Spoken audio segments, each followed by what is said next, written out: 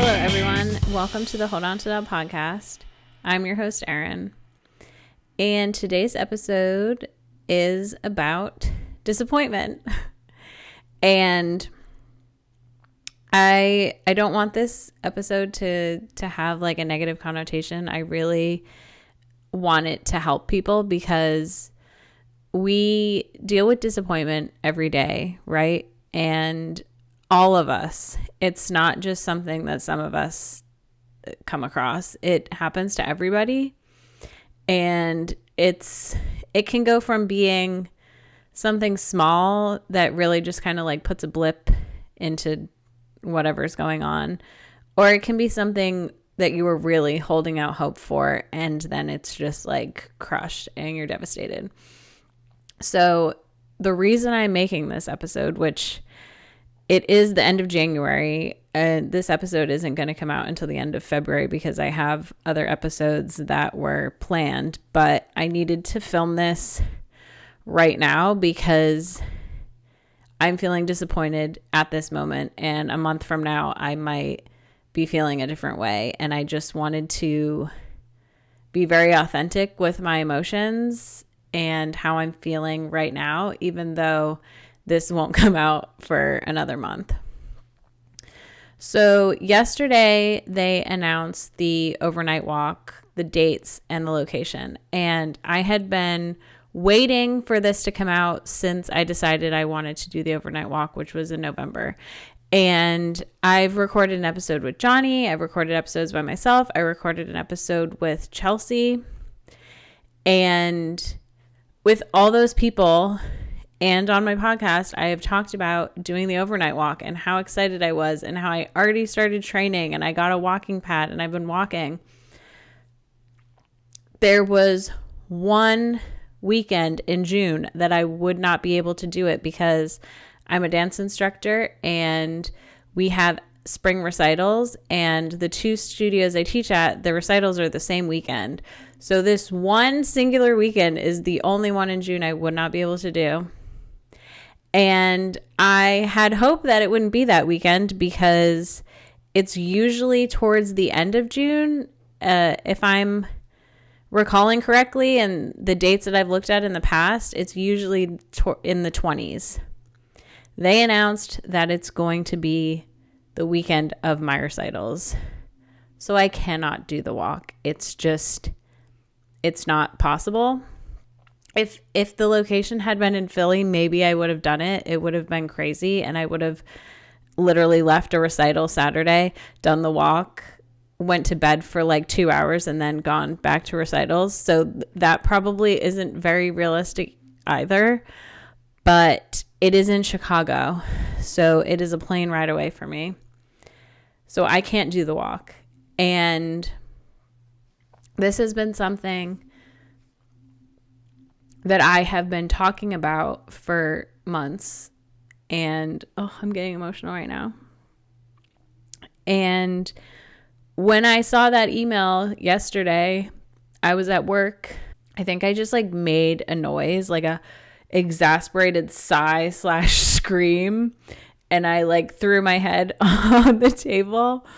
And my coworker was like, "What's wrong?" And it's someone that I've talked to about wanting to do the walk and stuff. And I just said, I literally can't do it. And I have been so looking forward to it. And I was excited about doing podcast episodes talking about my training leading up to it, because I don't know if any of my listeners have ever done it, but it just seems like such a cool experience, and it's something you have to train to do because it's an overnight thing and it's 16 plus miles, and it's with the AFSP, which is what a huge part of this podcast is. And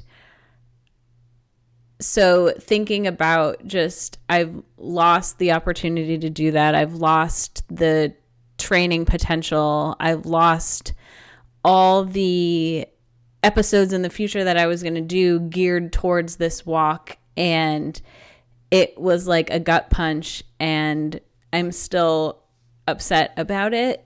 I was more upset about it yesterday, and just kind of like overwhelmed. And yeah, it's hard to find out something that is a disappointment and upsetting and something you were looking forward to, and then finding out that you can't have it and there's no possible way, it's just gone, is devastating. And it's a normal human reaction to be upset about something that you thought was going to work and was going to happen. And that happened with me with this walk. It happens with jobs that you're applying for and then you get told no, or you get ghosted.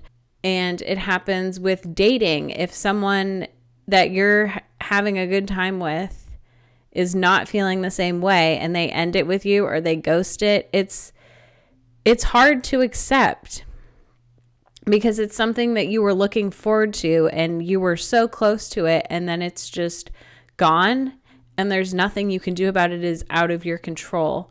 So I think honestly, one of the hardest parts of life is moving forward from things that you have no control over. And there's so many things in our lives that we can't control, right? And how do you move on from that? One of the things that helps me cope with things that I have no control over is the mindset of everything happens for a reason. And I know not everybody believes that, but for me, that is a thought that helps me get through things that are really difficult and overpoweringly difficult. And when I feel like, why me? Why is this happening to me? Like, what could this possibly be for? Why am I being tested? And I think about, this specific thing is happening because it's supposed to happen. It's not happening to you, it's happening for you. So almost immediately after I was immediately upset, and maybe less than an hour later, I just said, there's a reason this is happening. I don't know what it is, and I don't know if I'll ever know what it is, but in my mind, there's a reason why this walk is not something I can do this summer. I was talking about it with one of my friends today, and part of me is hoping and believing that the overnight walk of 2027 would be in a location that is more familiar to me, such as Philly or Boston. And if I were to pick my dream location for this overnight walk, it would be Boston, because that's where I grew up. That's where my dad grew up. That's where I feel him the most. It is in the state of Massachusetts, in Boston. So if I'm only to do one overnight walk for the rest of my life, I would want it to be Boston. And I think I would also want my first walk to be Boston. That just would be meaningful to me.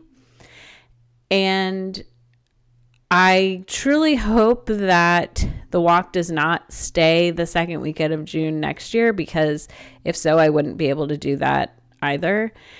And so I am hoping that the universe is having it be on a weekend in June that I can do in 2027, and that it will be in Boston. And it is calling my name, because it's like, Erin, Boston is yours. This is your first walk. This is what was meant for you. Forget Chicago in 2026. It wasn't meant to be. That's what I'm telling myself. Another thing that was hard for me to grasp, I guess, is I already had fundraisers in place for the month of February, 2 fundraisers, one at the dance studio I teach at and one at a local business that is doing a dine and donate. So in my head, I'm like, oh, that's all wasted. I was trying so hard to come up with a plan to raise $1,000 in less than 6 months, because that was the total you need by the day you walk. So it was disappointing to obviously know that my fundraisers now will not go to that walk, but they will go to a walk. The walks have not all been announced yet, and I'm hoping they're announced by the time that I have these fundraisers, because otherwise I don't know exactly where my donations are going to be going towards. But either way, I'm very excited about the fundraisers. It's going to raise money, which is something that's really important to me. And just because I'm not doing the overnight walk doesn't mean that I can't fundraise for the AFSP still, like I do annually. So I just needed to remind myself that it doesn't matter which donation page the money is going towards. I will have a donation page for the year of 2026. It just won't be for the overnight walk. It will be for another walk. And I'm hoping that I'm able to do that walk with my family and friends. In 2025, I walked alone because the weekend that worked for me did not work for anyone else, any family or friends that I had. And so I had to do that walk alone. And although you're part of a community and you're with other people that are suicide loss survivors or supporters of the cause, I still felt a little bit alone because I was just an individual walker. I didn't have anybody with me. So another thing that I said to myself was maybe the overnight walk this year was going to be too emotional to do on my own. And maybe I want to try for next year and have someone do it with me so that I'm not alone, because that would be something really special to me, to not know anyone around me. I think it would be nice to be able to do it with a friend. So that's another thought I had. Since I have been training since November walking, like one day last week I walked for 2 hours. I think I walked like 7 miles. Since I have been in such a good flow with the walking, I don't want to stop that either.